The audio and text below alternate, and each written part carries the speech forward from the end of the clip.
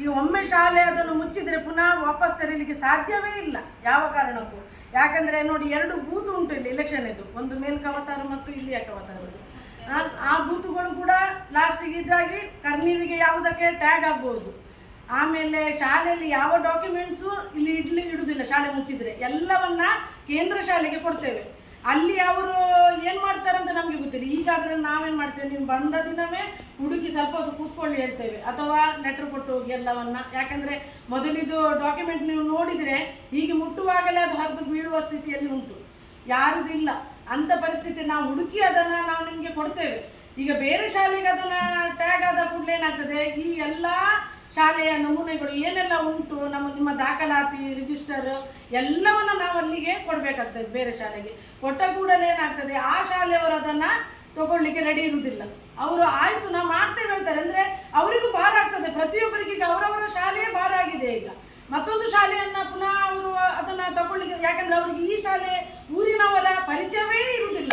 ನೀವೀಗ ಒಂದು ಹೋಗ್ತೀರಿ ಯಾವುದಾದ್ರೂ ಒಂದು ವಿಷಯಕ್ಕೆ, ನಮಗೊಂದು ಎಜುಕೇಷನ್ ಸರ್ಟಿಫಿಕೇಟ್, ನಾವು ಇಷ್ಟು ವರ್ಷ ಈ ಶಾಲೆಯಲ್ಲಿ ಕಲ್ತಿದ್ದೇವೆ ಅಲ್ಲಿ ಕವತಾರಲ್ಲಿ ಅಂತ ಹೋದರೆ ಅದನ್ನು ಕೊಡಬೇಕಾದ್ರೆ ಅವರು ಅಷ್ಟು ಬೇಗ ಕೊಡುವುದಿಲ್ಲ. ಯಾಕಂದರೆ ನಿಮ್ಮ ಪರಿಚಯ ಅವರಿಗೆ ಇರುವುದಿಲ್ಲ. ಈಗ ಇಲ್ಲಿ ಆದರೂ ನನಗೆ ನಿಮ್ಮ ಪರಿಚಯ ಸ್ವಲ್ಪ ಸ್ವಲ್ಪ ಆಗಿದೆ, ಆದರೂ ಶಾಂತಕ ಮತ್ತು ಪ್ರತಿಭನ ಹತ್ರ ಕೇಳ್ತೇನೆ, ಟೀಚರ್ ಅವರು ಇದೇ ಶಾಲೆಯಲ್ಲಿ ಕಲ್ತವರಾ ಅಂತ ಒಂದು ಕನ್ಫರ್ಮ್ ಮಾಡ್ಕೊಳ್ತೇನೆ ನಾನು. ಕವತಾರು ಜಿಲ್ಲಾ ಪಂಚಾಯತ್ ಶಾಲೆಯ ಇವತ್ತಿನ ಹಳೆ ವಿದ್ಯಾರ್ಥಿ ಹಾಗೂ ಶಾಲೆಯ ಉಳಿವಿಗಾಗಿ ಅಂತ ನಡೆಯುತ್ತಿರುವ ಈ ಕಾರ್ಯಕ್ರಮಕ್ಕೆ ಬಂದಂಥ ಎಲ್ಲ ಹಳೆ ವಿದ್ಯಾರ್ಥಿಗಳೇ ಹಾಗೂ ನಮ್ಮ ಊರಿನ ಹಾಗೂ ಶಾಲೆಯ ನೆಚ್ಚಿನ ವಿದ್ಯಾರ್ಥಿಗಳೇ, ನಿಮಗೆಲ್ಲರಿಗೂ ಹೃತ್ಪೂರ್ವಕ ಅಭಿನಂದನೆಗಳು.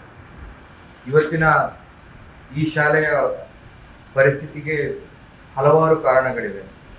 ಅಂದರೆ ಈ ಶಾಲೆಯಲ್ಲಿ ಒಂದು ಸಮಯದಲ್ಲಿ 100ಕ್ಕಿಂತ ಜಾಸ್ತಿ ವಿದ್ಯಾರ್ಥಿಗಳಿದ್ದು ಈ ಶಾಲೆಯಲ್ಲಿ ಆವಾಗ ಅಂದರೆ ಇದು ನಾನು ಕೇಳ್ಪಟ್ಟಂಥ ವಿಷಯ. ಮುಂಚೆ ಇಲ್ಲಿ ಒಂದು ಕೋಣೆಯಲ್ಲಿ ನಡೆದಂಥ ಶಾಲೆಗೆ ಇದನ್ನ ಇನ್ನೂ ಸ್ವಲ್ಪ ಅಭಿವೃದ್ಧಿ ಮಾಡಿ ಇದನ್ನ ಇನ್ನೂ 2-3 ಕೋಣೆಗಳನ್ನು ಕಟ್ಟಿಸಿ ನಂತರ 100 ಹಾಗೂ 100ಕ್ಕಿಂತ ಜಾಸ್ತಿ ವಿದ್ಯಾರ್ಥಿಗಳಿಗೋಸ್ಕರ ಈ ಶಾಲೆಯನ್ನ ನಮ್ಮ ಪುತ್ತೂರು ಭಾವ ಅವರಿಂದ ಅಭಿವೃದ್ಧಿ ಅಂತಂತ ಶಾಲೆ ಇದು. ಇವಾಗ ಈ ಪರಿಸ್ಥಿತಿಗೆ ನಾವು ಬಂದಿದ್ದೇವೆ ಅಂತ ಹೇಳಿದ್ರೆ, ನಮ್ಮ ಶಾಲೆಯಲ್ಲಿ ಕೇವಲ ಬೆರಳೆಣಿಕೆ ಅಂತ ವಿದ್ಯಾರ್ಥಿಗಳು ಇಲ್ಲಿನ ಶಾಲೆಯಲ್ಲಿದ್ದಾರೆ. ಹಾಗೆ ನಮ್ಮ ಟೀಚರ್ ತುಂಬಾ ದುಃಖದಲ್ಲಿ ಹೇಳಿದರು, ಅವರು ತುಂಬಾ ಕಷ್ಟಪಟ್ಟರು. ಅಂದ್ರೆ